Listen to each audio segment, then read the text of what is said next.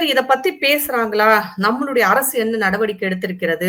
அப்படின்னு பார்த்தீங்கன்னா, சமீபத்தில் வந்து வைக்கம் அ அந்த விழா நடந்தது. ஈவே ராமசாமி அவர்களுக்காக அந்த விழா நடந்தப்ப பெரியார் விழான்னு பெருசா பேசுனாங்க. நாங்க 2 பேரும் சமூக நீதி காத்தவங்க அப்படின்னு சொல்லிட்டு 2 பேரும் ஒண்ணா கைகோர்த்தெல்லாம் வந்து உங்களுக்கு பெரிய அளவுல ஒரு விழால பேசுனாங்க. இப்ப அங்க போன நம்ம முதல்வர் தமிழ்நாட்டுக்காக குரல் கொடுத்தாரா? அப்படிங்கிறத நம்ம பார்க்க வேண்டியது இருக்கு. இந்த கழிவுகளை கொட்டுவதை பற்றி பொது வெளியில் எங்கேயுமே கண்டிக்கல. பொது வெளியிலயும் கண்டிக்கல. அரசா கேரள அரசிடமும் போய் பேசின மாதிரியே தெரியல. சரி இந்த கழிவுகள கொட்டுறதுனால என்ன பாதிப்புன்னு வந்தா, கேரளா தமிழ்நாட்டுல ஏற்கனவே வந்து இருக்கிற கழிவுகளையே அகற்ற முடியாமல் நாம் திணறிக் கொண்டிருக்கிறோம்.